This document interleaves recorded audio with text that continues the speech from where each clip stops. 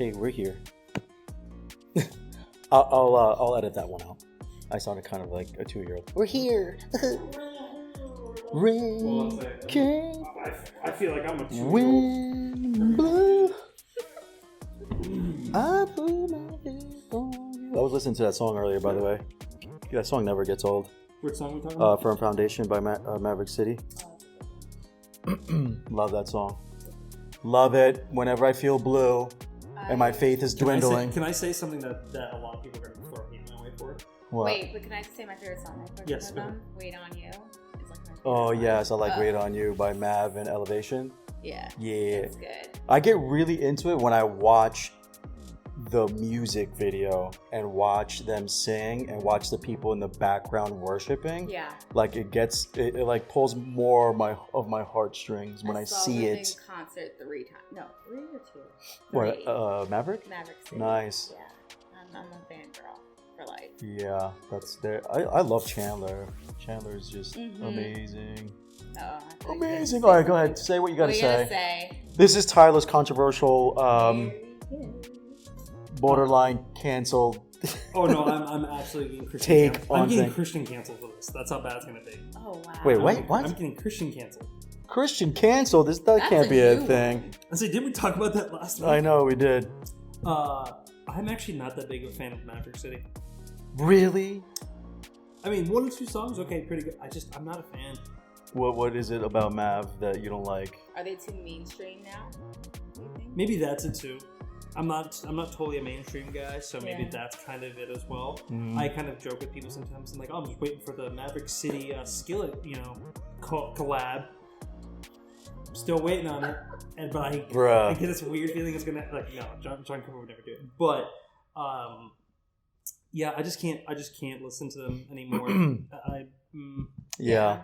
It could be because they're mainstream. There are also times it's also just too hyped. Mm-hmm. And don't get me wrong, it's still great music. Musically, there are a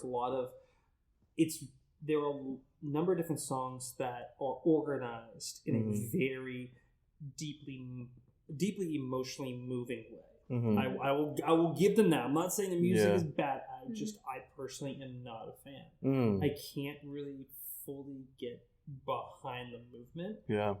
There's something in me that will not let me do it. Wow. Well, I like how they collab with other artists as well. And I think that's what helps. Like they have a good song with Elevation Worship called "You Really Are," and I think those 2 worlds combining. Yeah, their new album is actually pretty good. I like Praiseworthy or Praise, whatever that one song. Praise, I like that one. But I understand what you're saying, though, in a sense of like if someone is too mainstream or if a group is too mainstream and you saw them from the beginning and where they are now, it's almost kind of like, is it real? Is it fake? Is it... Yeah. One of my favorite bands it's a band called Red. They are a Christian band. And I followed them since their very first album. Like I think I found them like 2 months after their first album was released. I have been a fan since then. They're about to release their 7th album, supposedly the 29th. I'm super stoked. They've been teasing it for like a year and a half. Nice. But they finally dropped a date on us, so it's supposedly the 29th, which I'm very excited for. Sweet. But it's like, okay, same thing. I can't get behind Elevation Worship either. Don't get me wrong. There's still some great worship songs. I will fully give them that. I nitpick with Elevation. I nitpick with everything, but No, I don't like every Elevation worship song. So I mean, this is something we talk about, but I just feel like worship has got to the point where the word "I" and "me" has been said way more than what we're supposed to be really saying. Gotcha. And I will stand by that. If you have issues, I will throw godly hands of prayer. Of prayer. He said godly hands of prayer. Bruh. That's a new one. That is a new one. We'll put that in the book. Anyway. I'm going to tweet that out before anyone can steal it. Please do. So I have record that I said it first. Unreal. But that's my controversial take. I know a lot of people are going to throw hate. Bro. I said it one time. How dare you say stuff about Mav? I said it one time to Lindsay. I said it one time to Lindsay. Uh-huh. Bro, you would have thought I kicked her dog. Wow. She just was this horrified look of. How do you not like How that? do you? Oh no, it wasn't Wellivish. It was Stephen Furtick. Oh. It was. How do you not like?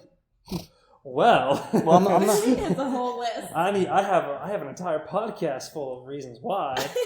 Yeah, but we're not going to get into that today. Right. That's many of you have already heard. If you listen to any of the past podcasts, right, it's pretty obvious about why I am not a fan. Pastor Tyler, thank you. Appreciate you. Don't get me wrong. All love, pray for him. All love, pray for him. Disclaimer. We're gonna lay hands in the air for Pastor Stephen Furtick. But how's everybody doing? How's everyone's weekend? Weekend was good, but I'm gonna be very transparent. Mm-hmm. I'm not good, but I'm not bad either. Oh, I love that. Well, thank you for being honest. Yeah. So I talked to you earlier about it. I just had so much nervousness and anxiety about coming tonight just because of the topic at first. Right. And then I said, well, this is a good way to be open and transparent, and it could potentially help somebody else. Yeah, for sure. For me, it's just I had to be honest with myself and saying okay, I made a commitment. I can't back out where I'm running from. Right. So I appreciate that. Yeah. So if my spirit is not matching yours or Tyler's, it's just because I'm just feeling so different right now in my life in this stage that I'm currently in, which is crazy. I should be grateful for a lot of things, and I am. But it comes in waves. Absolutely. So. I mean, you would probably have to be living underneath a rock for it not to come in waves. Yeah. So you're in a pretty good spot because everyone goes through their waves and 100%. Stuff. So I appreciate that. And let's be honest, I'm not saying you can't, but it's hard to match my energy level. He's out there. We will never hold that against you. I try to match Tyler. I sometimes do a pretty good job. Other times he's just, I'm gonna let you cook, bro. I'm gonna let you cook. I'm gonna let you cook. He's waving a 3-inch flag about 20 feet behind me going, you got it, boy. You got it. Bring us home. Bring us home. But I will say, having someone's energy like that, it's really hard to stay. For me, it's hard to stay in a very blah mood when people's energy are very high energy and positive. So I do appreciate you both being very high energy, because I think if it was kind of equal what I'm feeling, I think it would have been just all right, I'm getting up and leaving now. No, we're definitely gonna have fun tonight. But before we do, let's just kind of hold on. We didn't talk about what we did this weekend. Yes, we're gonna talk about what we did this weekend. We'll start with Christine, because you and I know what we did. By the way, for those that are new and you don't remember, or maybe you forgot, she was here before. We had an awesome podcast, incredible testimony too. So if you guys are intrigued about her story, I'll leave a link to that episode so you can check it out. That was a very fun episode that you and I did. Yeah. Awesome. I had really good feedback because of so transparent you were with sharing such a vulnerable, intimate, yet personal story that, essentially happened to you, and how you overcame certain things and how you walked in that. And a lot of people appreciated that. So that was awesome. We're going to leave that link on the description, so people who didn't get a chance to watch that episode will have an opportunity to do so. And as you may know, ladies and gentlemen, essentially my residential co-host of the show, my day one, Pastor Tyler Wyman. Hey, I'm not going to give you the applause because you hate it. Here's the thing. That's okay, because that's fake clapping. But let's be honest, we know that no one's actually clapping right now. I'm gonna drop a flex bomb on you. Flex bomb. 2-time for the 2-time. All right, I'm done. So yeah, Tyler's in the building. Christine's in the building, and yours truly's in the building. Second week in a row with a 3-person panel. Look at us. Look at us, bro. Awesome. And I think I got one set up for next week, but that's kind of in the works. But yeah, I'm excited. How was your weekend, doll? My weekend was okay. I pretty much was adulting. So I'm in a transition of budgeting and doing a lot of things. And I went to the beach on Sunday, Nice. but overall, I like to debrief and like figure out what my game plan is coming in the new week. I started reading some financial books because I want to become financially fit, and I have like a game plan. So I've been studying and just kind of like diving in, cutting back on a lot of things. So I'm just kind of like refocusing my energy where it needs to be. Yeah. So yeah. Cool. That's awesome. So me and Tyler saw each other on Saturday because we were invited to Christian's baby shower. It was fun. It was fun. It was a lot of fun. We had the pleasure of introducing our significant others to each other. Yeah. Which I was very excited for. He was more excited than I was. I absolutely was more excited because he was like, "Oh my God, I think they're becoming best friends." I mean, half the time I was like, "I think they're best friends now."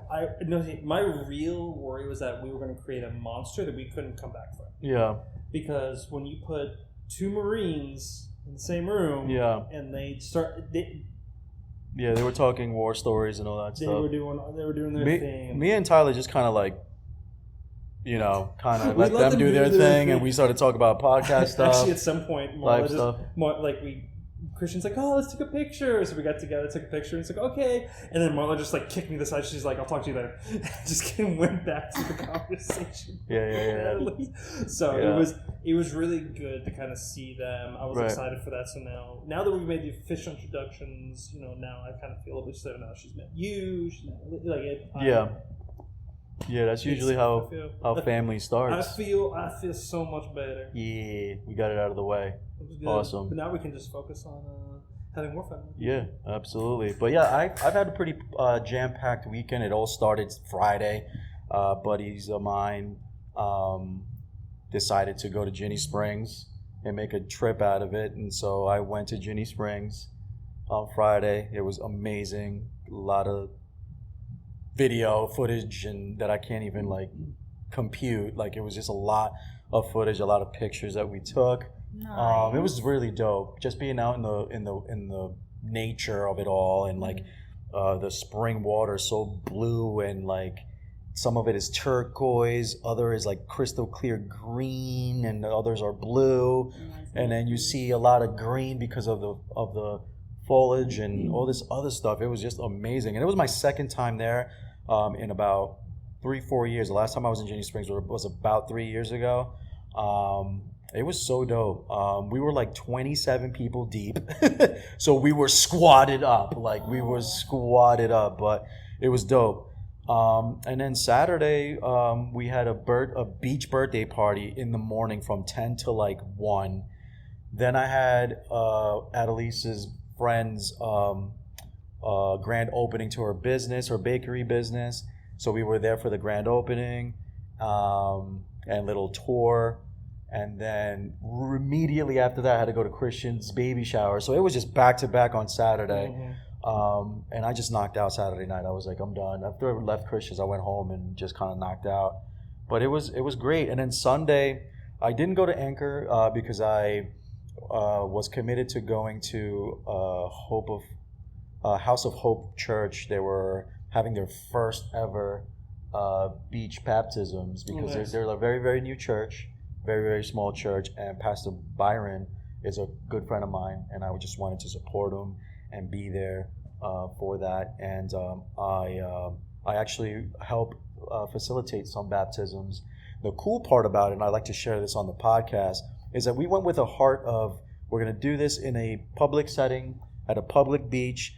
Doesn't matter if there's 30 people there or 30,000 people there. We're going to go with doing the baptisms for the people, for the congregation, for the people who signed up for the baptisms. And then if the Holy Spirit leads and God allows it, and if it's God's will, we're going to baptize complete strangers.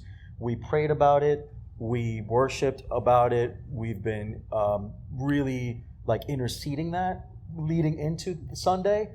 And that's exactly what happened. Nice. Like 4 complete strangers just said, hey, we love you guys for doing what y'all doing, and I feel like I need to get baptized.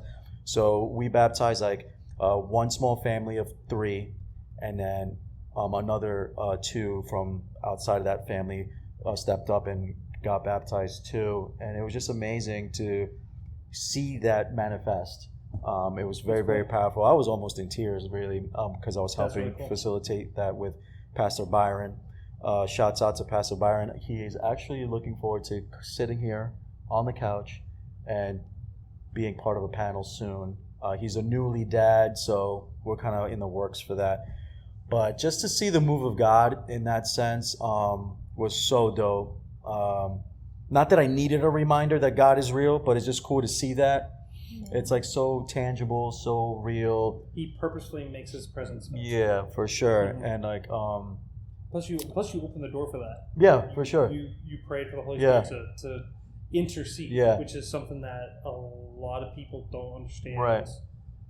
That leads to powerful doors opening, Yeah. which leads to more things, which leads to growth, which leads to Right. discipleship, which keeps going and going Yeah. and going. It's so when you pray for intercedents, Yeah. intercedents will be there. Right. And it's so biblical too. I mean, like the Bible clearly states that that's a public declaration of being baptized by water.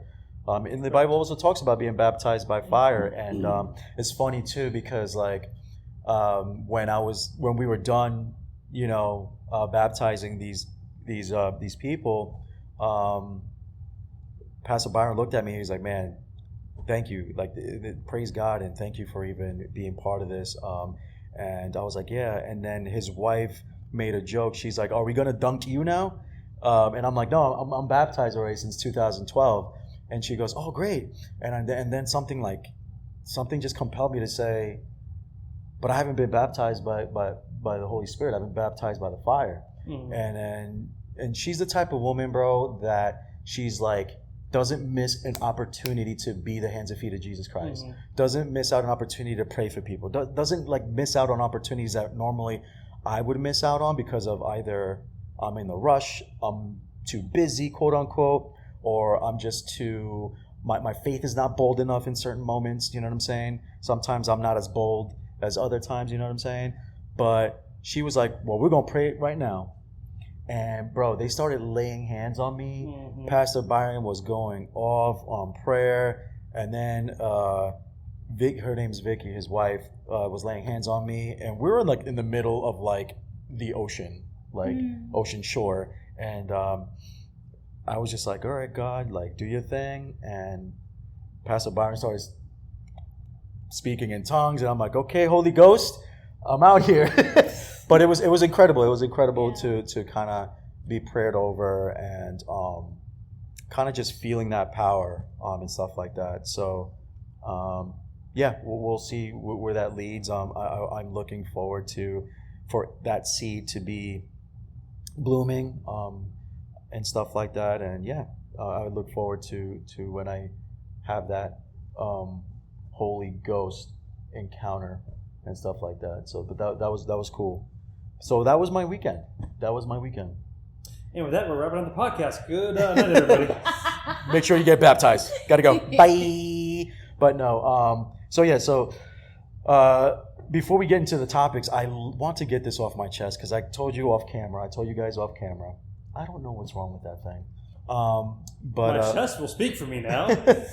But so I know I'm not the only one, and I know you guys in YouTube world aren't the only ones. You know how like you're on YouTube, and you just click on a clip or you click on a video, and it's about whatever topic, mm-hmm. and then that topic leads to another video, and then you jump in that rabbit hole. Rabbit hole. Yeah. Okay, so that happened to me the other night, and I was like, man, I can't just like suppress all this information and not like talk about it on the podcast for like at least 5 minutes and see what my people think about this. Okay. So basically the videos that I was watching was all about deep fakes and how AI is creating a platform for people to do deep fakes. And deep fakes are basically artificial intelligence making videos, reels, or even caricatures about public figures. Like, I don't know if anybody have seen the deep fake of Donald Trump saying some wild stuff, but there's a deep fake about Donald Trump saying some wild stuff and then hugging President Biden. but obviously they don't interact. They're obviously not fans of one another, but there was a deepfake AI picture and AI 15-second video of them like powwowing, laughing, and having a cigar. And it looked so freaking real. The way the AI generates the cadences and the voice tones, it sounded like him. And even the music industry is tapping into it too, where Kanye West AI is making songs with an AI voice of Tupac. So now you can have a Kanye / Tupac rap song for the masses to kind of, consume. And I just thought, how is this a detriment and how is this a benefit to mankind? Because that's kind of where the conversation was leading to the YouTube. I forget the YouTuber that was kind of diving into this conspiracy theory, but they really laid real heavy on like the detriment of mankind. Like it could be an iRobot, Will Smith type of. It kind of reminds me of that movie WALL-E. Or WALL-E, right? Or that video game. Oh gosh, what was the name of it? It's with the actor from Grey's Anatomy. Basically it's not an AI, but it's like a robot, but they develop feelings and like emotions and. Detroit Becoming Human, something like it kind of reminds me. That got such good reviews. It did. I saw some of the game footage. Yeah. Like I was like, first off, this game looks fantastic. Yeah. Second off, the story was amazing because you controlled what actually happened in the game. Yes. You control things in real life, and she's right. Like it was all about essentially artificial intelligence gaining. Essentially, what the debate was like gaining true sentience.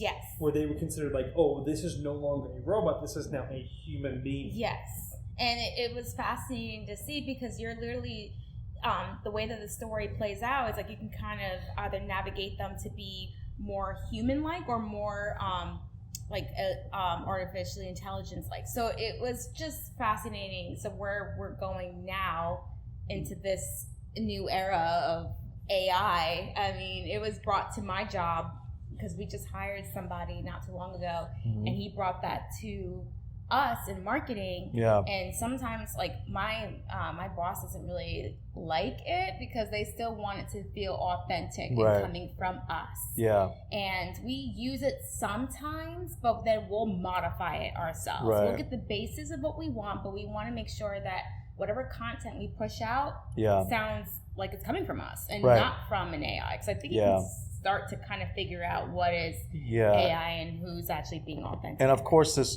blogger or video vlogger, YouTuber / influencer, whatever, I forget the gentleman's name, but he's Christian, and then he got into a really interesting take on AI, and he brought it back to like the mark of the beast and the biblical, what the Bible and the Book of Revelations.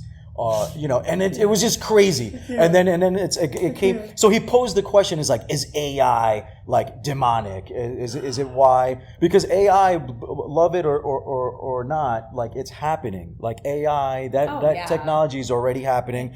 There's the reason why there's a writer's strike in Hollywood is because of AI being implemented in these big Hollywood industries where they can just utilize AI to write a script now. I feel bad for artists. And for artists, that take the time, hours, dedication into their craft. And then you have apps that can generate that within minutes. 5 minutes. Yeah. And there was a big report of one of the apps called Lensa, where they were generating AI. They'll take pictures from people and then you can upload your photos and they can generate, and that's apparently that's stolen work from actual artists. Yeah. And so it could become problematic. It could become very problematic in the secular world, and also in the Christian creative space. Like it could be problematic too. I can't go as far as say AI is demonic. It's the devil. AI is this and that. I can't go on a limb and say that, but how we treat that technology is definitely either going to be for good or for evil, and it's just depending on where that technology lands on the hands of, That's just kind of like my take. I don't think it's a demonic thing. I don't think it's a will intent to sabotage mankind and how we're, how we live out life and how we conduct business and all the other things. But I don't know. It was interesting though. AI will remove humanity from the human experience. Yeah. And depending upon which direction you want to take it, whether it's stolen, whether it's like works of art, because I once had a conversation with a guy who used AI to make a picture of Jesus. Right. He literally put in metal Jesus, and it actually was a really cool looking image. He's like, wow, that's actually really cool. Can you send me that? So I have it. That was really cool, kind of cool. But I mean, with where it's headed. Yes, I actually kind of agree with Elon Musk. You need to heavily regulate it, or we're going to have so many issues in the future. So many issues. Now, obviously, have to talk about Terminator, Skynet, like that stuff could potentially be very, very, very real. Yeah. 100%. And yes, that part does scare me as an individual, but then you do remove the true humanity from the human experience because we're allowing something to process things for us, right? Because part of the human experience is we have to go through some processing. We have to understand, like that's why God teaches lessons, right? Like He teaches lessons so we understand something, so we can process it. But when you remove the humanity from it, what are we here for? So basically, you might as well just plug us into a computer and just, matrix it, put us into the matrix because, I mean, even then, like, that's something that could eventually happen because with how real the AI makes it look, virtual reality can become reality. Yeah. Right? Because people people will be able to escape to, they can type in a few words and escape to some fantasy land with dragons and wizards. Did you see what Apple just dropped? With their virtual... Oh, the VR thing? Yeah. I don't know why they dropped it now. The whole... They should have waited for Christmas. It's not a big market yet. Yeah. There's not a big want for it. Right.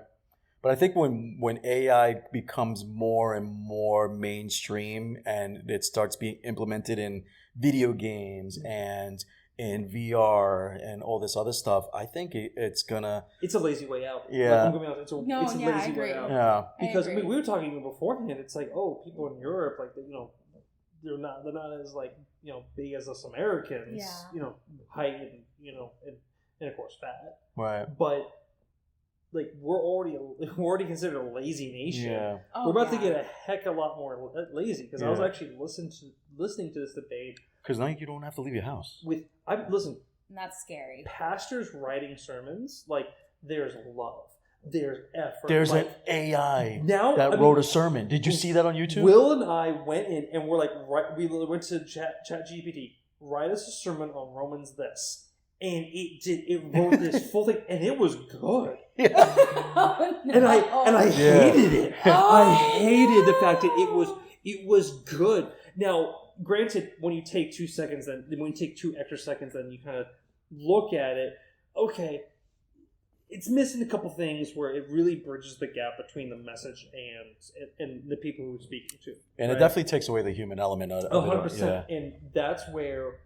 And that's where, like, even a lot of, like, the pastors who I heard kind of debating about this, a lot of them are saying, well, not that, there's no point in doing it anymore. Like, everyone can become a popular pastor because anyone can just throw some, write me a really great message on blah, blah, blah. Well, the one thing that people seem to forget is, yes, AI can really help you with that, but in the end, it's still a man-made thing. There will always be limitations. Even if it becomes self-aware, becomes Skynet, Lord forbid that doesn't happen, but it's still man-made. We're taking control. We're giving control of it away to something else that we can't truly steward, and it cannot be led by the Holy Spirit. So when these pastors are talking about this, and I was kind of thinking about it, I can write a message. It could be half a great message, But if it's spirit-led, it's going to impact more people than if I just would have just a really nicely worded message. Oh, I agree. So AI needs to go away. I don't think it's going away, though. It's not going away, but I mean, I can definitely see some pros to it, but I could see people taking advantage of it as well because we do everything extreme, I agree, right? I agree with Elon Musk. Regulate it. So, yeah. Regulate it to the ground. Dangerous territories, I think, but I mean, like I said, at my job, we use it not a whole lot, but if we needed like some inspiration, but we'll paraphrase it, we'll grab whatever it takes, and we'll just make it our own if we have to. But I think you're speaking of Elon Musk. I think he is not a fan, and I think if we don't harness it and like regulate it, and there's no parameters, it'll be like he feels that it'll be like the end of the world or the apocalypse. And here's the thing, I agree. I do agree with him. Because I mean, that it's the apocalypse. Even Google has created. That's pretty extreme, bro. Well, okay. The apocalypse. Google has made AIs, and they started talking to each other in a language that the creators of the AIs didn't understand. Right. Imagine if that got into the internet and started taking over the world. People would. The chaos that would be unleashed. People would think it's the end of the world, and then more chaos would be unleashed. I think we will lose. I mean, obviously, we're projecting way into the future, but 100%. I think I'm afraid for the next generations after us. Like, how are they going to be social? Like, are they going to? You don't even see kids outside. Right. Do you think they're ever going to? So are you going to see adults outside anymore? Like, how are adults going to interact? You know? Has anyone seen Ready Player One? No. But it's based out of that video game, though, right? It's based off or a book. I never actually saw it, but I mean, I've seen enough to kind of understand that it's like the world itself is dead. There's no planets, whatever, and everyone's escape or everyone's paradise is to control this virtual reality world. No. How close? I mean, here's the thing: when you think about how close are we to that already? Yeah. How close are we to that already? I'm just glad I'm not young. And it's probably not going to happen in my lifetime. But I will say, if I had this in high school, just saying, the 5-page papers, I would have aced. I know, right? Well, I don't know. Here's the thing: schools and universities are catching on to it quick. Yeah. There's entire programs that check for that. They have to. Yeah, they have to build some sort of a firewall security where they can see that it was not generated by an actual student. Right. But yeah, that's crazy. I'm just like weary about like what would the future look like 100 years from now after I'm gone. You know what I'm saying? Do you want to hear a really funny story about AI? Now, granted, we're talking apocalypse level. Yeah. But there was I don't know if you heard Terminator 2 Judgment Day kind of stuff. I don't know if you've heard about this story. Do you know DARPA? DARPA is kind of like the military's like. Developmental kind of branch of this science kind of wing, but anyways, so DARPA kind of makes cutting edge technology, and so they wanted to program an AI robot to go along with like soldiers on the ground, right? So what they did is they essentially it's like this little car thing, and it has an AI computer system, whatever, and so they need to teach it how to like identify people, how to identify how people move, look for threats, like basically like. Kind of almost like an overseeing eye for the soldiers on the ground for things that they themselves may not be able to detect, right? So they've been writing this AI for a long time, and so after about roughly apparently a week of letting it just follow soldiers around, learning how to predict human motions and to learn from these soldiers. Let's put it to the test. So these engineers asked these Marines, I love Marines, they're so fun.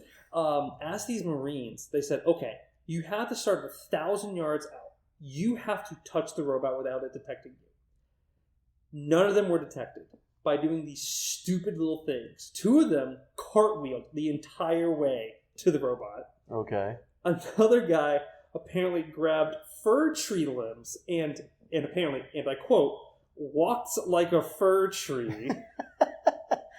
And then 2 guys literally just did the Metal Gear Solid. Yeah. Just literally grabbed paper box, boxes, the cardboard boxes, put it on themselves, and apparently like snuck their way to the robot. Apparently they could hear the engineers could hear the giggling of the Marines the entire 1,000 yards, and they never detected them. Wow. Now, granted, that story should be a little encouragement, but like it's just how funny how it's like the AI still has to kind of learn certain things, right? Because even like it's almost like a human. Like you take it in a week, you learn a lot, but you can't learn everything within that time period. And of course, like listen, there's a low key thing that if you basically put like you challenge Marines, you're gonna lose in some sort of weird way. Yeah, it's crazy. But I'm just like. Again, like not to sound like a broken record, just weary about like the generations to come. Like, how are we going to be social? I mean, now in our generation, with social media being such a anti-social thing, because you find, and I saw this crazy statistic, like our demographic and our generation, they're finding themselves less going out of their way to meet new people because they're it's already accessible in the palm of your hands. Mm-hmm. Like even like dating apps are kind of getting in the way from people meeting people in a very traditional way. Yeah. Like my mom and my dad, they met at a it's like in Colombia they call it like a it's not a club, it's more like a lounge where people gather, eat and dance, and that's kind of like where my parents kind of met and things like that. People find themselves, interacting with people in a traditional sense. They like I can say that I've met not just dating romantically or relationally that on that spectrum, but I've met like friends who are currently my friends to this day through Facebook, and Facebook is an app.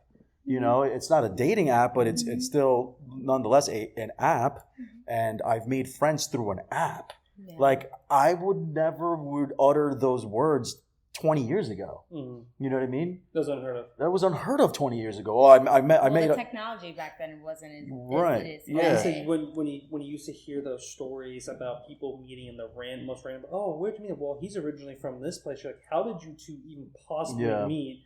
It's like those stories used to be so cool to hear. Right. Now it's every day. Yeah.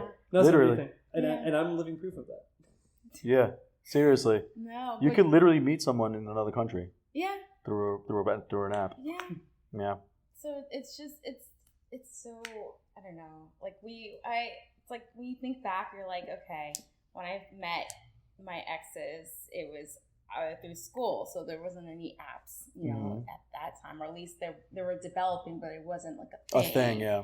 So now it's like in this day and age, it's like that's the new normal. Mm-hmm. And so they say if you want to meet some people, you got to go based off of your interests. Well, I'm like, I go out, but it's what I'm interested in is mostly women, like womanly, like predominantly. Like I go to dance, I go to the beach, I like do things that I like to do. I'm not thinking about, I'm not going to meet a man at a dance studio. Yeah, at a dance studio. At an airport. At an airport, right? Yeah. So it's just and like not to mention like. Okay, so traditionally, when people are meeting up traditionally, right, there still was traumas that people dealt with, that people carried, and things like that. And granted, 20 years ago, mental health wasn't in the forefront of like topics that, on TV or even on people's podcasts, or it wasn't really prevalent to talk about on social media or in any type of platform when it came to mental health. I've had a couple of podcasts where I really honed in on speaking on mental health, and I actually had a specific mental health episode with my old therapist that was here that graciously happened to give some time and sit down on this couch and talk about mental health and the processes that we have to go through, the traumas that we have to kind of massage out and kind of heal through different processes and stuff like that, and just literally learning yourself and learning where that was rooted, where those traumas happen, pinpoint why you are who you are today because of the things that you experienced when you were in a relationship or when you were young. He told me about a year or two ago that there's only 2 instances in your lifetime where you experience trauma. One is when you're a kid, as a child, you experience trauma, and the other is when we're in relationships. Those are the only two ways that you as a human being experience traumas. So when we do experience traumas as a child, we carry that, not knowing how to develop it and massage it out and see what it is. It's like a picture. When you take a picture of something, a Polaroid picture, you have to develop it to see what you took a picture of. The same thing with our traumas. We take pictures of these traumas, we internalize it, we carry it, but we don't really set the time out to take them out, massage them out, and actually developing them to see what it is that we have to learn where these things came from, why we are who we are, why we have these triggers that we have.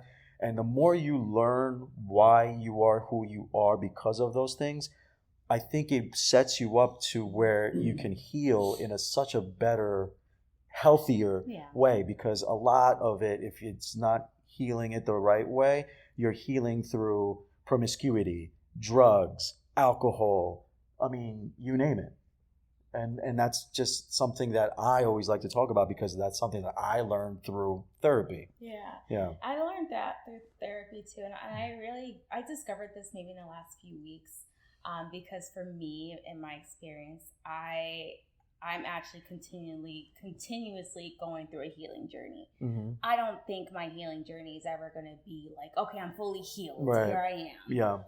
Because that comes in waves, but I'm learning to navigate through those because I did go to therapy to work on myself and work on my traumas and past experiences. But what I've noticed with me is that the only thing I don't trust God is with my love life. I can trust him with my finances. I can trust him with my house over, like my roof over my head. I can trust him with my job.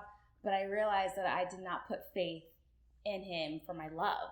And I think like between September up until February, I knew I was in a relationship and it wasn't God-based. It was basically just me taking my will back. Wow. So it reminded me of the podcast the first time I came back. Yeah. And remember when I said like I try to fight and take back my will every single day. Yeah. I was going through something like that. And to the point where it wasn't God, and I said to myself, oh no, like I can convert, I can change him, I can, his family's Christian. Like I was justifying that. Yeah. And even during that, so I relived the heartache, I relived the heartbreak because it ended. Yeah. And I just remember thinking to myself, all of my traumas and all of those feelings came back to the surface. Wow. But then I suppressed them. Yeah. Because I was like, I'm going to be fine. I know how to deal with them this time around. Yeah. I know how to deal with my traumas. But then I suppressed those, and I was basically still pretending that things were okay when I knew things weren't. So I distracted myself. I was like, I'm getting ready for my trip. I have my job. I have all these things. And then once I started to like unravel, I'm now starting to finally heal. Wow. And this happened in February. We're now in June. Yeah. So I suppressed to the point where now I'm actually grieving it. And so for me, it's like, then I had to give it back to God because like God's like the center focus, right? But then it's like, I take back my will and this is what happens. Yeah. And then my traumas come back. Right. And then it's just like, if I don't stop it, it'll be a never ending cycle. Yeah, for sure. Absolutely. You got something to say? No, I have a really big book to go through, so you gotta give me a few minutes. Okay, as you think. But no, that I want to kind of rewind a little bit because I picked up on what you said 30 seconds ago, where you said my healing journey. A lot of us, me included, when I first started trying to figure out what therapy was, I wasn't really embracing it as a journey. I thought it was like a get-to thing. Like, I got to do this. I got to sit down, talk to this guy. He's going to tell me what I need to work on, and then it's going to be the end of it. And then it felt like an assignment. Yeah. I don't think that we should treat therapy like we're sitting on the couch, we're listening to the guy, listen to us vent and speak and share all these intimate things. And then you feel like he's giving you an assignment and you go home and do homework. Right. And I was treating it that way. And then the minute he was kind of conversing with me in a way where he was being very objective and giving me an objective perspective on what I shared with him. If he made it seem like it is a journey, and it kind of clicked on me. And I'm like, you know what? This is a journey. It's a journey. This has to be like it could only be embraced as a journey, because when you embrace it as a journey, I feel like you embark on a hand in hand, especially if you're spiritual and you're Christian and you're trying to work out your spirituality and your relationship with Christ. You kind of just invite the Lord in and say, okay, God, I know that you're not going to allow me to walk this by myself. So here I am. I'm open to your will and not mine. Help me heal from this. And the minute you open up to that, I think that's where your journey begins. Yeah, and it's all about the surrender part. Yeah. Once you surrender, that's Absolutely. where the healing comes in. Amen. And I think for me, I decided to kind of just refocus on myself, but then actually like take the time and actually like actions speak louder than words. Like I literally dove right back in, because I was like, I am losing myself. Right. And part of this journey is, I even told God the end of the year, like last year, I was like, please bench me of your wounded warriors, because I don't want to go into 2023. Because I'm just like, I feel like I'm continuously going to this healing journey. But I realized God only puts you through these tough storms because he knows that you can handle it. Yeah. Every storm that I've gone through in the last 20 plus years of my life, he's tested me and he's pushed me through it, because he knew I can go through and I can get through it to the other side. I didn't know at the time, but I now look back and I said, wow, like I can really weather this storm and keep going and keep striving. I'm not perfect, and I know I will never reach perfection, and I will stumble and I will fall, but it's almost like I gotta hold myself accountable to keep going forward and keep pushing. And I think too, when we're so broken and we have like these cracks in our spirit, we walk in this brokenness and then we expect another human being to fix us. Yeah. And I don't think that broken people should break themselves trying to fix another broken person. Right. You know what I mean? So it's like I can't allow a situation, whether it be relational or whatever, allow it to break me more than I'm already am, because like, who is that individual to me? You know what I'm saying? Yeah, I may like that individual. I may find it intriguing to possibly date that person, and like you put these pictures in your head and then start like daydreaming about like, I really like that person. He looks good. She looks good. And it's always exterior in the beginning, of course, because we're visual creatures, and men are more so than women. But like, yeah, she looks great. Yeah, he looks good. He says he's a Christian.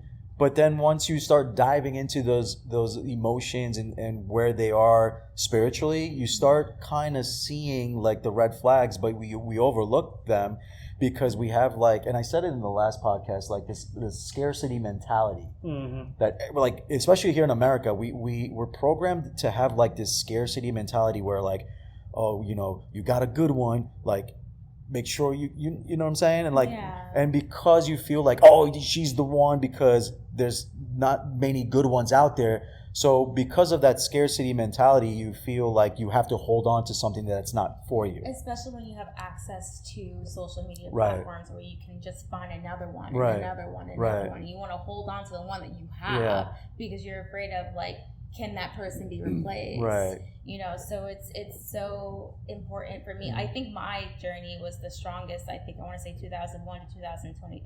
No, not 2001. Woo, sorry. 2021 to 2022. That was those 2 years. I didn't date anybody. I was solely focused on myself. Right. I actually surrounded myself with women because I had brothers growing up, so I didn't really have a lot of girlfriends. So I decided to like dive in and really try to form a sisterhood and like stay focused on my career and kind of navigate through that. And that was part of my healing journey. I was actually at the happiest form, but I realized happiness is already temporary. Yeah, you got to find joy. Yeah, like joy is the higher level than happiness. So that's what I'm seeking. I'm seeking joy now in my life. And that's so good. And I hope that the person or persons that are listening can really take that, because a lot of us in the Christian world, like, we rush into things. Yep. Like, I remember I made mistakes in the past where I was going to a mega church here locally, and I just felt like I had to rush into stuff because I would see so-and-so and so-and-so start dating, and then 6 months later they're engaged, and then literally shortly after that they're getting married. And I'm like, okay, I guess this is what the Christian walk looks like. And so I started, kind of copycatting that blueprint, and I failed miserably. Yeah. I remember I got engaged, and then that turned into me shacking up with her prior to getting married.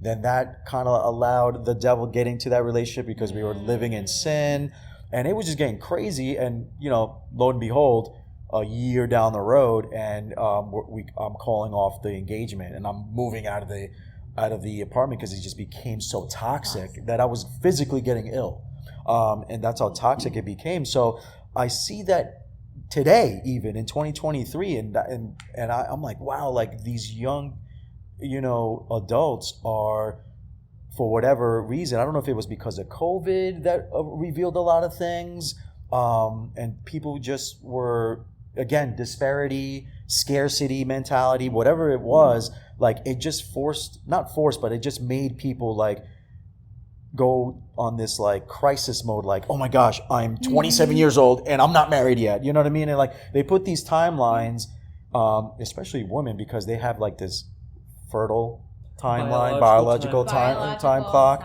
and they start going fast and like, oh my gosh, I got to get it together.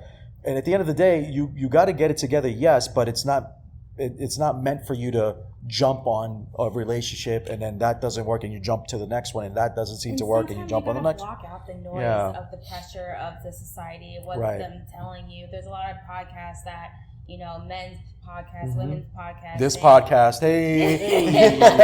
Of saying like, if you don't do this, if you're not this, if there's a reason why you're like this, and it's like, you don't know that person's struggle, like their walk of life. Yeah. So for me, I have to remind myself that whatever I'm listening to, whatever I put in my ears, I have to be very careful because that can mentally put me backwards. Yeah. So it's almost like, yes, I gotta be realistic about there's certain things, but I don't need to feed negativity that would crush my spirits off of what someone else says. Right, exactly. And that's why it's so essential and important to eat. My mentor says, eat word, meaning get your nose in between those Bible scriptures. Like, you got to eat word. And if you're not eating well spiritually, you're not spiritually fit, and you're spiritually obese, that means you're consuming the wrong things. Just like how we consume the wrong things in the physical form. Like, how do you expect to have great performance in the gym or in the basketball court or wherever you're performing at as an athlete when you're eating trash? You're not going to be able to perform at a high level. I think that when we don't eat word and we're eating trash, we're not going to perform spiritually in a high level. So it's going to hinder our walk. It's going to hinder our relational situations, and we're not going to be an effective brother. We're not going to be an effective sister, an effective husband, an effective wife, an effective boyfriend, girlfriend, because we're not eating word. And a lot of us who call themselves Christians, they, again, because of disparity, because of financial issues or problems, what they do is they shack up and they start living together. And we darn know that in the Bible, it says that you are not to do that unless you are married. So we find ourselves, and I'm not here to call out anybody, but I know a couple of so-called Christian people who are shacking up because they felt like it made financial sense. I'm sorry. Because, and I understand that for those that live in South Florida, the real estate is ridiculous. Like the rent is wild out here. Like, you can't get anything under that's decent. Anything under $1,700 $1,800 a month is unheard of now. When not too long ago, that was like the baseline. That's a mortgage. Yeah. So it's like, I understand that it's a financial issue and you want to combine income so you could afford living together, but my boy, my head's just racing thinking about Yeah. it. Like I've done that. Yeah. You know, I once upon a time I was with somebody for 5 years. Yeah. We were married. But how we first started was we were in college. We were trying to financially get it together. And so I said, move on in my 1-bedroom apartment. And we'll save money. And we'll save money. Yeah. And it was supposed to be a temporary thing. Right. Turned into an engagement in 6 months. Yeah. Then turned into like married the next month. And then I was like, well, we can't tell anybody yet. So I had this big, like I want to plan a wedding first. So people don't think I'm married. Yeah. So it was just this whole ordeal. And like it was just rushed. And we didn't really have time to like get to know each other or at least date each other, and then it just kind of turmoiled that way. I mean, nothing but it wasn't a good. It's not, and I can't really like. Again, I'm not one to call out anybody, but I do want to like call people up and be like, hey, what really are we doing? Like, there's got to be other alternatives. If it's a financial thing, get a roommate who is a male. If you are a male. If you're a female, get a female roommate and make it work. I mean, if you guys really want to live in your purity, live for Christ, die to yourself, pick up your cross, do all these things, then there's ways. You know what I'm saying? There's apps. You know what I'm saying? So I don't know how much. I don't know, Pastor Tyler. What would you encourage? How would you encourage a young? Why would I interrupt something so good? But how like to the couples that may be struggling in that and may be shacked up and they're living in sin and they're trying to figure it out and they know it's wrong and they're trying to get it right. Like what would you do? What would you tell them or encourage them to fix that? Because obviously we're not going to tell. This is one of those tricky subjects that a lot of pastors, I mean, innately in the church, that's kind of something that is just agreed upon.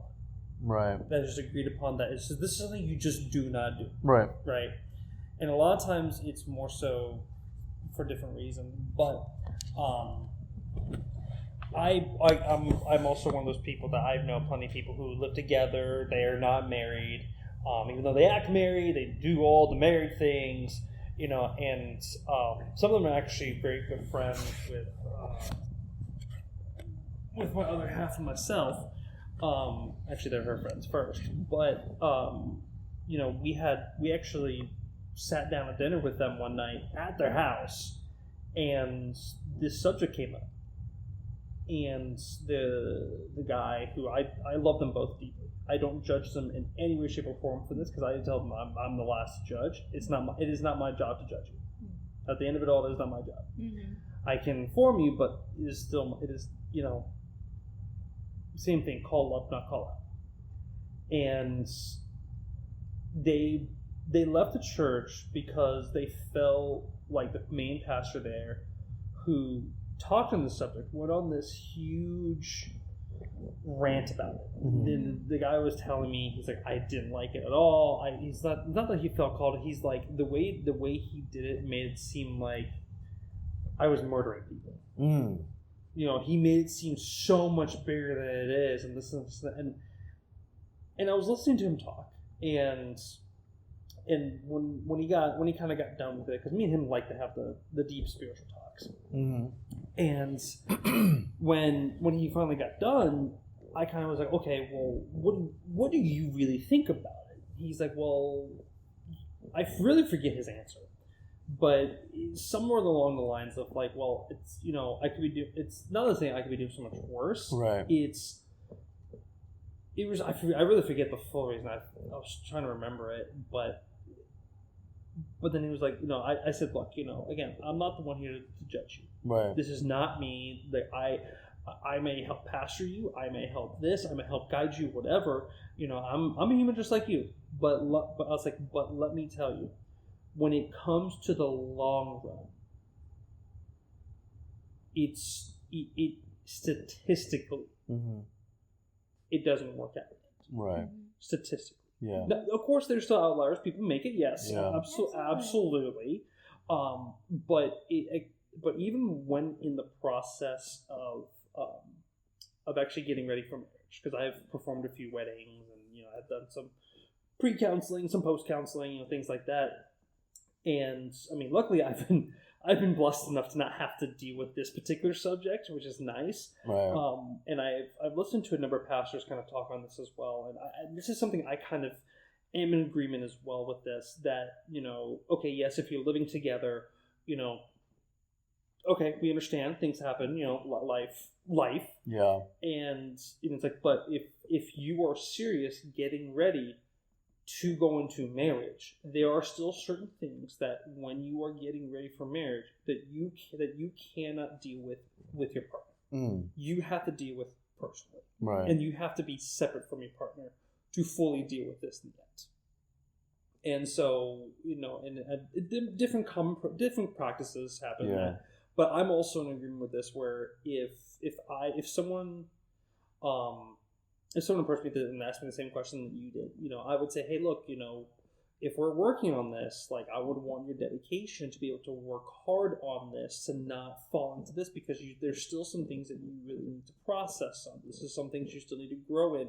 If you are, especially a Christ-led life, I probably wouldn't do a secular wedding anyway. Right. But if I was, I'd be like, hey, look, here's my standards. Like, if you two are living together, like, you need to have some time apart.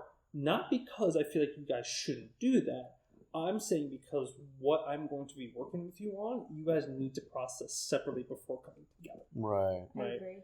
And because it's even kind of modeled for us in the Bible, right? When Jesus talks about the kingdom of God, right?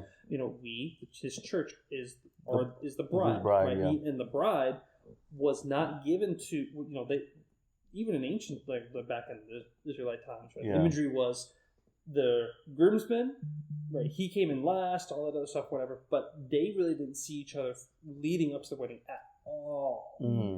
At all. Right. Right? It was this big whole thing where the bridesmaids would take the bride and do all these things, get her ready, and all this other stuff, and then the groom and his boys, right, would come in later. Right. And so there is that separation that can and is very healthy right before a wedding, because it's like, look, you guys are about to start living. Yeah. Because yes, many people attribute to, it's like we're already married. It's okay, but you're not. You're not. Yeah. And again, this isn't judging anybody. Right. The people I'm talking about, I love them to death. I would die for either of them in a heartbeat. Right. Same. No question. Yeah. No question. But when it kind of comes to the subject, it's a very tricky one that a lot of pastors kind of don't always know what to do. Yeah. Don't know always how to kind of handle it, because it's very easy to kind of throw in those throw those, it's fine, we're already this, we're already that, but in the end, in the long run, when it seems like when you don't work these things out and you kind of don't do it, not that you can't, right, but it seems that the longer run, it doesn't seem to work out, because a lot of times people call it like living in sin, right, and it's when you kind of break that down a little bit more, living in sin is something that you're proactively trying to do. Yeah. Right? Because when you go out, it's like, man, I want to go live my life. Yeah. Like, I want to go live my life. I want to go out and party. YOLO. I want to go, meet some people. I want, that kind of stuff. Okay, well, you're actively seeking that out, right? Yeah. And you're allowed to become habitual. Yeah. When that happens, that's when it really has become because of sin, right? Because even when I went to Texas, I didn't stay in the same house she did. Mm-hmm. We stayed in different houses. I stayed with all of our brothers. Wow, that was a lot of fun. Wow. But to obviously not to answer the question, but essentially to kind of say, hey, look, if you guys are living together.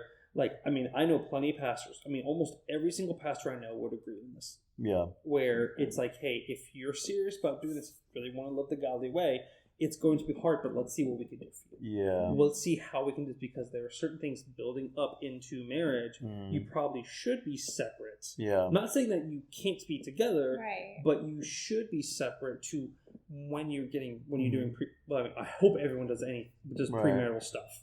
I hope everyone does. That is something I encourage everyone to do. Yeah. That is something I am expected to do. I'm putting on myself, like, the moment that it's we're going to Christian, we're going to some couples counseling, not because we need it, but because I want to be ahead of it. You have to be prepared for it. Exactly.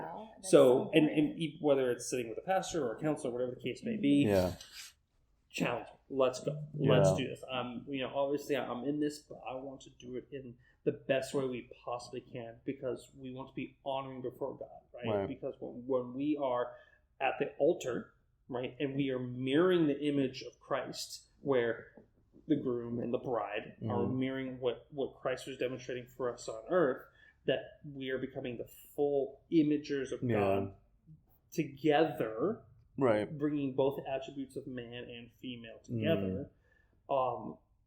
We should be honoring that. Right. That is because I don't like using the word honor. It annoys the heck out of me. Yeah. But this is something this is what we should truly honor. I saw it on a talk too, where they were talking about like church culture, and here in Western culture, in the United States specifically, like, do you feel that maybe modern isms and the way culture is moving is bleeding too much into church culture, where there's a lot of church that are affirming certain lifestyles and affirming certain behaviors that's leading people to live like this way? Yes. Because educate me, because I didn't know that. Yeah, because I think it was a topic where they were saying like modern churches today are affirming certain lifestyles and certain behaviors that is leading to such a statistic to spike up like that, where you see young Christian couples not living the proper way, shacking up specifically, premarital sex specifically. You see more and more of that in the church.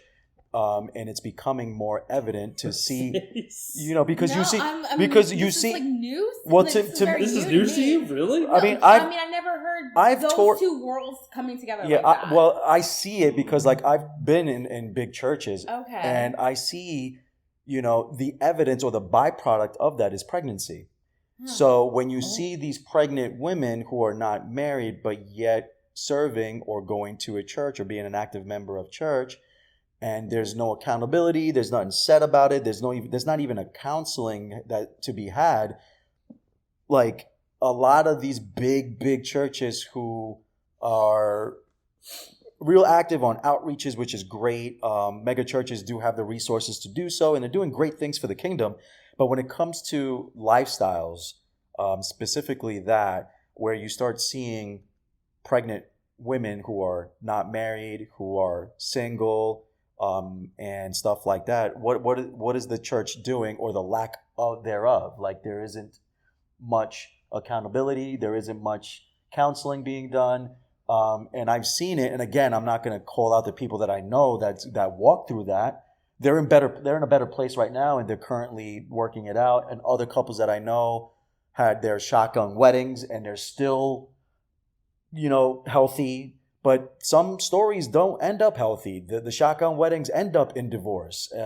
The pregnancy ends up in abortion, because they're shamed or being shamed by a church, looking at them like, hey, why are you pregnant when you had no business being pregnant, because you are not married and you're living this life, and why are you doing this? So there's a lot of churches that don't do a great job when it comes to counseling, accountability, and transparency even. I also think churches are just afraid to hurt people's feelings. Well, yeah, so I'm thinking about, now you guys are talking about it, are they more afraid of the backlash that they might get? They might be afraid of the backlash. They might even be afraid, if depending on the church that we're talking about, depending on the size of the church, they don't want to lose the tithe. Yeah. They don't want to lose the tithe because that's another body. I was just thinking about that. I'm like, it must be like a body just to keep. Yeah. Like.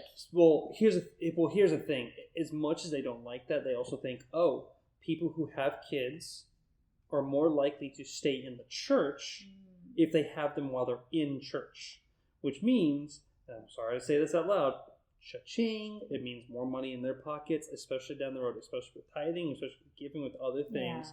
Yeah. Yes, that is what churches unfortunately aim for. I had this conspiracy theory, and I told my friend Katie, who works at a church, I said, they just want people to get married young, because statistically, the younger you marry, the more likely you're going to stay where you are. So they want younger couples to come in, have kids, because as soon as they get married, as soon as they have kids, the more likely they're going to stay right there we're at. And that is in, let's see here, you had mom, you had dad, and now you have kids who eventually will give tithes as well, all this other stuff. That's I say it's conspiracy theory, but that's, sometimes that just really happens. But I totally forget what I was going to go with that. No, because, I'm more intrigued about how today's time with modernism and church is like being intertwined. And how you guys are describing it. It's like, I'm like a whole new world to me. So I'm invested and intrigued what you guys have discovered. Because there's a couple things involved with that. Is one, it's the church trying to stay relevant, but also just trying to get bodies in the door.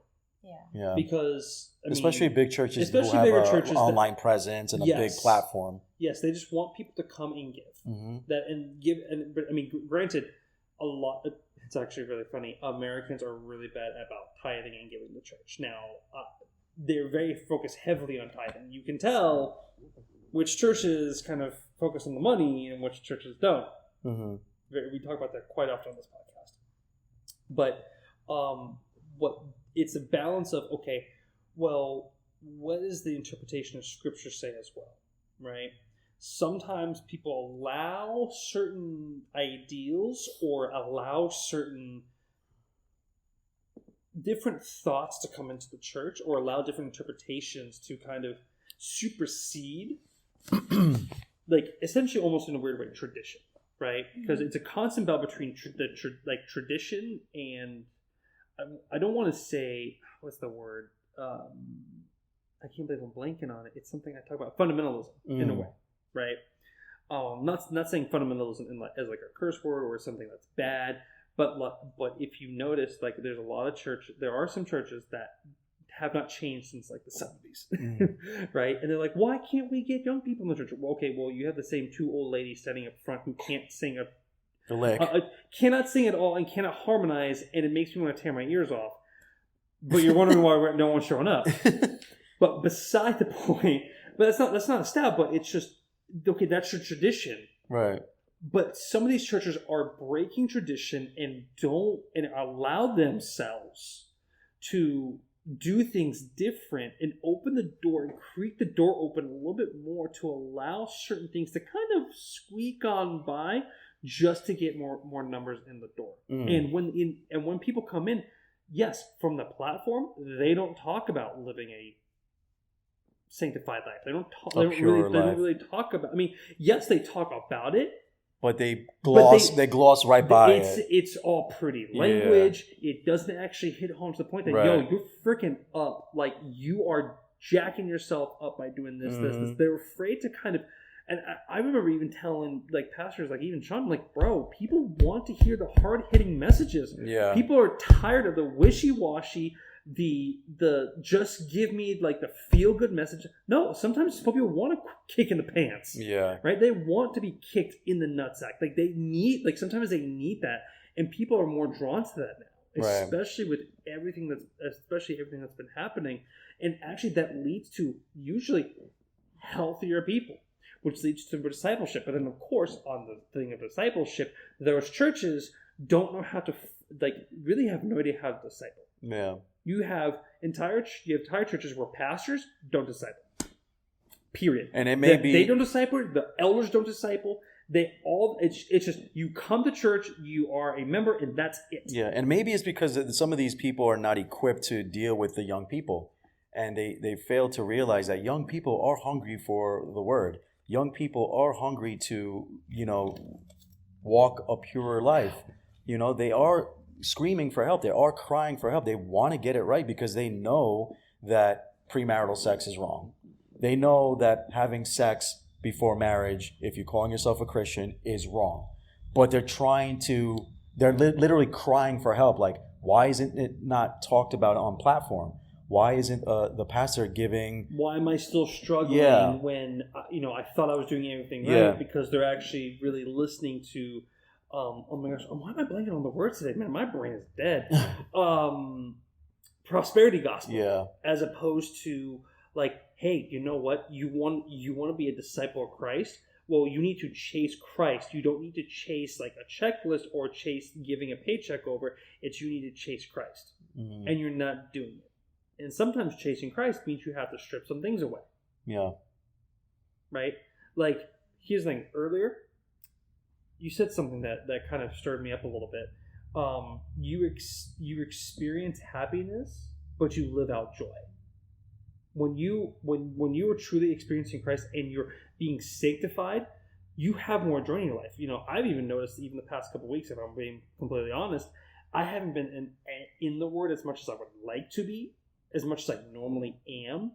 But when I kind of, okay, you know what? Let's buckle down. Let's do this. I started to become more joyous. It's when you are doing that process, mm-hmm. you're living out that joy.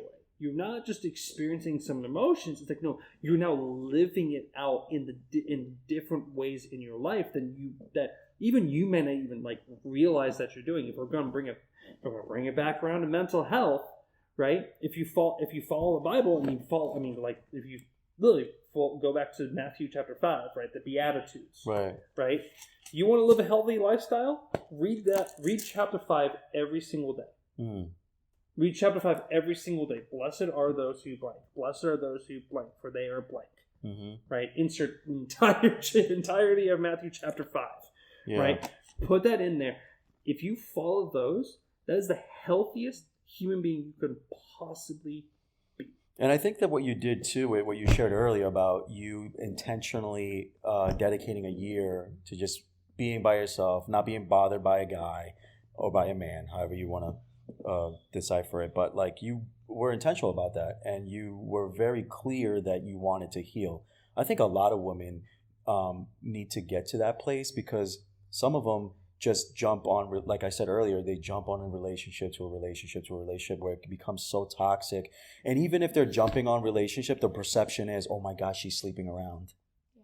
And then they're covering you know what I'm saying? Because perception sometimes is reality to some of these people. Mm-hmm. So I think it's such a powerful thing that you shared earlier because you never know who you may be talking to that needed to hear that. Like it might trigger that person or compel that person to be like, you know what? I think I do need to stop dating because it's a little unhealthy and it's just leading me into sin. Yeah. Because I think that when you're dating in a healthy way, it's nothing wrong with meeting up with someone for a coffee. Or for a burger, you know what I'm saying? And doing it in a healthy way. That's courting. If you find interest in someone and a guy finds interest in you and you're interested in the guy, of course you're going to open up to a meet, right? But it's when you start going in the direction where you are getting physically involved with someone and then you're trying to figure out how to walk out your salvation. You're trying to figure out this whole Christian thing and yet you still kind of go back to that relationship and you know that it's not good because it's kind of drawing some ugly stuff out of you, then that's not healthy. When you justify and justify and justify every little action and every little decision that I made, I was hindering my faith, my walk with Christ, and all the work that I put into for someone that I thought was going to be like, when you see something and you're like, oh, that's it. But then it's like you justify it and then you kind of like lose yourself. Yeah, absolutely. So then you try to get back to that person that you were before. And it's like, that's not how that works. So I know what it's like to do a healing journey. I know what it's like to put myself and focus on myself and put God first. But, it's the first steps too. Yeah, it's You good? You're good. I'm sorry. You good? I'm sorry. You're good. This is the waves. Yeah. And I think that's why I had so much anxiety about it. Yeah. But girl, the Lord is speaking through you right now. Yeah. Let that spirit come alive, girl. Yeah. Don't make me go to Southern Baptist preacher on you because I don't Yeah. So for me, what's so important is to get back on track. Yeah. It doesn't mean that I have to take 10 steps, backwards to go. Like I just know what I have to do during this. And I have to feel sometimes when you don't, like you want to hide your emotions and you want to bottle it up because you think you could suppress them. It does more. So for me, crying is a way of healing. Crying, showing emotion is a way of healing. It helps me because then there's less tears that come each day. Wow. That makes sense. Yeah. So it's like I'm allowing these emotions to come out because I suppressed them for so long. Yeah. And that's okay. Yeah. It's okay to be vulnerable. It's okay to be open and transparent and say, you know, I'm not okay today, but I will be okay tomorrow. Amen. Yeah. And the moment I put God back into center, and I have to trust Him with my love life. I can't trust, like, I have to believe that He'll be able to provide for me. Yeah. Because if I can trust Him in every aspect of my life, why can I not trust Him with my love? Yeah, absolutely. Oh man, I was not even. Girl, sometimes we need a good cry. Listen, we are raw here, right? Yeah. This is cool. Yeah. Yeah. But it's amazing because, like, sometimes we do need a good cry, and then sometimes we just need to go through the fire of, you know, making lousy decisions and God allowing us to make those lousy decisions, because that's the beauty of free will. Yeah. Like, He designed you so beautifully, so fearfully and made that He knew from the instant that He created a human being, like, I'm going to give this human being a free will, and I pray that they will encounter me, and I pray that they choose to follow me. Yeah. And so the fact that we had that free will and yet we still go to Christ, that's a miracle in itself. And I want to make note that every decision I made, I never blamed God. During my healing journey and being able to be accountable, I never said or blamed God, like, why God? Or I was like, well, I was mad at God. No, because at the end of the day, I made those decisions. Yeah, for sure. And sometimes, you know, turning those blind eyes, it's like, I knew those decisions. Like, I knew what I was doing. Yeah. So it's almost kind of like, okay, I get it. And He gave me so many signs. Yeah. Plus a hurricane to make it be known that this person wasn't my person. Right. And I was like, but I will prove that He's, you know, but it's just one of those things where when God gives you signs, you just follow them. Yeah, for sure. And then my intuition, but I never said, I'll never blame God based off of my decisions. Because I knew that whatever He did for me and showed me the signs was for my best interest. Wow, that's so good. That's so good. Wow. Yeah. Man, we freeing people tonight with this. Hallelujah. Yeah. So, but that is incredible, because I think all of us need to kind of I'm sorry. Thank you for being so. Yeah, thank you. Thank you for the gift of your vulnerability. That's a gift. I guarantee you, someone out there is just like, oh, I'm like, no, you need to pay attention. Yeah, this is good. Yeah, for sure. But yeah, I think that a lot of us, we need to hold each other accountable. You know what I mean? We can't do this on our own, because if we try to do it on our own, we'll make lousy decisions. We don't seek counsel, when we don't seek you know, the help that we need, and sometimes we do need professional help, and it's okay. Absolutely. There's no shame in you know, seeking a therapist. I've done therapy for several years now. Remember, guys, it's Men's Mental Health Month. Yes, it is. It is Men's Mental Health June. We're not going to talk about the other thing. Yeah. So it is Men's Mental Health Month, and it's to really wrap up this episode, because of the mental health that we started in the beginning of the show, and I would kind of full circle ending it, because we're professional podcasters. Yes, absolutely. And I think that we have to take care of our mental. We definitely have to take care of our mental, and how we do that is, me personally, I can't speak for every Christian, but for me personally, as a Christian man, I think that it's so essential to my life to put my mental first, because my mental is correlated to my spiritual. My spiritual is correlated with my physical, and my vessel that I am living in today is the only vessel that I know that I am going to have on this earth. So we have to take care of all aspects of our vessel, not just our physical, not just our emotional, not just our mental. But remember, we as humans were created to be stewards. Yes. God created us to steward the earth. Yeah. Who's on earth? We are. Yeah.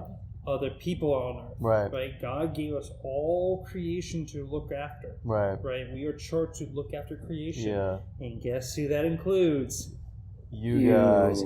So I point at the camera, so if y'all, yeah, y'all see that, like, why is he pointing at me? And that's why we're so big on community. You know, 100%. Tyler's big on community. I'm big on community, and I know that you come from a church. Well, you go to my church, and our church really preaches that. Like that's the reason why Pastor Sean is so like adamant, and every pastor that believes in community is so adamant to preach on community. Like we are not designed or born to do life by ourselves, right? You know, and so it's so important to be there for one another. And I'm here for you. You know, I'm your brother in Christ, and you're more than welcome to. I'm here now too. Yeah, and you're more than welcome to always come back and chop it up with us and do a podcast and be as raw as you want to be. Yeah, you want to cry it out. You want to curse somebody out.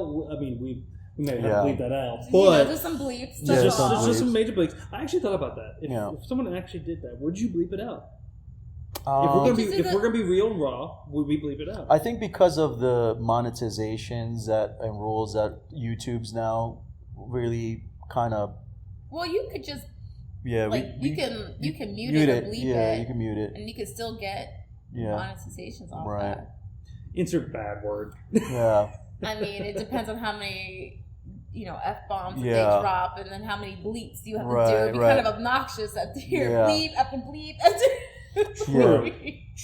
But sometimes it's been my experience sometimes is, and even with hanging with some other pastors, every once in a while there'll be something dropped. Mm-hmm. Yeah. There'll be something dropped. They're human too. Fun fact. The pastors are human too. Yeah. But it's funny. Like a guy who I used to look up to, like I really admired, he just dropped something one day, and I was just like. Did that come out of your mouth? Wait, you're allowed to say that? He's like, oh, I was like, dude, it's cool. I said, bro, way worse is coming out of my mouth. Last Thursday because I was playing basketball. Right. A lot worse is coming out of my mouth. But and I don't know what it is with basketball when I play. I'd be cussing. Bro, sailor's mouth. You guys think you're in the NBA? I'd be cussing. No, I don't understand. First off, I'd be cussing. Pray for me. Pray for me. I be cussing. Lord, forgive me. It's bad. Listen, I just literally pray before I go, Lord, forgive me for what I'm about to say, for you know what I'm about to say. Yeah. Or forgive me for saying I just think of recruiters out there scouting. I know. It's just insane how basketball will get that out of me. It's unreal. But, I think it's because we're so passionate about it. That's why it elicits that response. Yeah. We are so passionate. Okay. Because remember, you experience happiness, but you live out joy. Yeah. Same thing with basketball. You may experience play, but you live out the baller lifestyle. The baller lifestyle. Yeah, buddy. But this is my favorite segment of the show now that we're wrapping up. And I'll start with you because ladies first. Are we really wrapping up already? Yeah. Bro, I was expecting this to go for like 3 hours. I wish. Oh my God. No lie. I was literally thinking about on the way here. I'm like, yo, if it's 2 hours again, I'm going to say, yo, bro, you gotta break it up. Like, you gotta do 2 parts. Yeah. But this is the segment where we talk to the audience and we leave the audience with like a gift and a word of encouragement. We leave them in wonder. And so what we talked about, whether it be mental health, whether it be seeking help, whether it be not doing what we are, not committing the same mistakes we committed, like shacking up with people, getting married, like at a disparity, what a disparity, I should say, whatever it is that you want to tell that young woman, that young man that may be listening or viewing, what word of encouragement would you like to leave them with, based on what we just covered? So, the words of encouragement, because this will even help me. Yeah. So whatever I say, I want to be able to preach it. Right. I guess. Remember, preaching is just telling people what you currently are going through. Yeah. I mean, it's just be authentic and be real about how you're feeling currently. Yeah. And to feel those emotions, don't suppress those emotions. Right. Lean on somebody you can trust, or lean on God. And for me, I'm holding, like, me saying it is what I'm trying to do for myself. Yeah. So just know that, like, crying is not a sign of weakness. Crying is a sign of healing. Right. And that that's so good. It's so good to breathe, like, just to be vulnerable and to be raw, because sometimes when we try to hide things, or if we try to suppress or show no emotions, you don't really get to feel or be your authentic self because you're hiding behind a mask. Right. So just let down your guard. Stay true to who you are, and just know that you are loved. Wow, that's so good. Very good. Round of applause for that. Hey. What about you, Pastor? Do you have another podcast?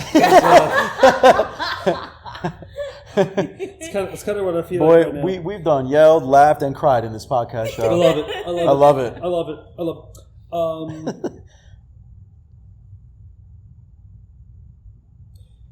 You're allowed to freak out. And I say that for one particular person who's definitely going to be watching this. You're allowed to have those freakouts. It happens to us. I've gone through it. I feel like I go through it like almost once a day. Right. I have like a mini freak out. Just right. Just like want to change everything. Cut my hair and move to like in Europe, Montana somewhere. Sure, Montana. Yeah, I was about to say New Play York, with the like farm animals. New York. But it's okay to have those freakouts. It's okay to experience those, and honestly, it's just okay to not be okay. Yeah. It's just not okay to stay there. It's not okay to stay there. Navik, I'm looking at you. But in all seriousness, you're allowed to have those freakouts. Kind of what we were talking about, or kind of going back to what we were talking about earlier. You need to experience the emotions. Right. Even before the podcast, we were talking about sometimes you don't really fully know until you've experienced it yourself. Yeah. Right. The illusion I used earlier was soldiers. Right. Yeah.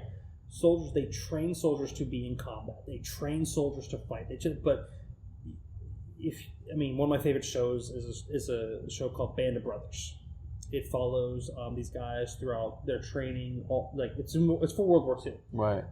From all the way from their the first days of training to essentially the end of the war. Right. And as you're watching, you see these guys transform from these we're just soldiers to literally a band of brothers. But their experience in battle is you can actually visually tell the guys who've been in combat before versus guys who haven't been. Yeah. And that's part of the endurance that is supposed to be built up that Paul talks about. Yeah. Is the endurance is that we have to go through that to build that up. Yeah. We have to go through that. And here's the thing.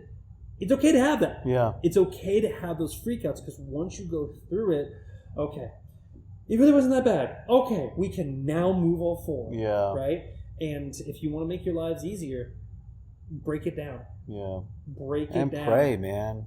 Pray. Yeah, I was praying for people on the way over here. I was praying for someone very particular. Yeah. Who you are. Yeah. Because I told you. And, that's good.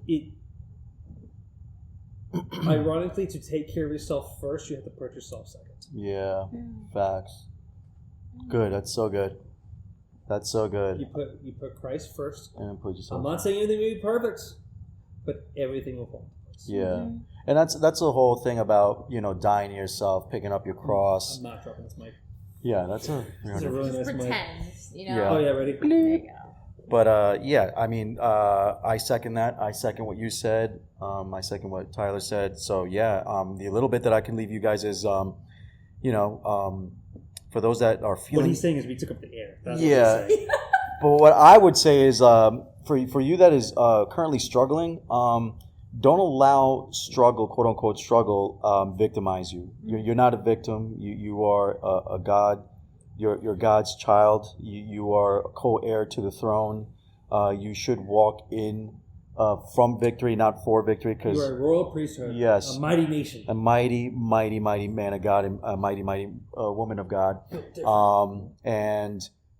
If you are struggling, kind of make those choices, make those adjustments, make that shift, that pivot. I've talked about this in previous episodes, the power of pivot. When you pivot in life, you turn yourself from a victim to a warrior and a winner. And you're a saint. You're not, Jesus came and hung on the cross for you in particular. For you, he had you specifically in mind when he hung on that cross. So you're not too far gone.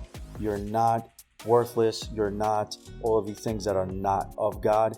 You are a God's child, and just continue to push and push and push forward. Continue to pray and just get connected with the right community so you could start listening to the right voices to put you in the right spaces where you need to be. So that all being said, we here love you. You are loved, and we'll see you next time. And just make sure that you smash that like button, you subscribe, you share, and all that good stuff. We have a talk afterwards. And we have a talk afterwards. We have to talk afterwards. Okay, we have to talk afterwards. But anyway, sorry. But anyways, we love you. Peace.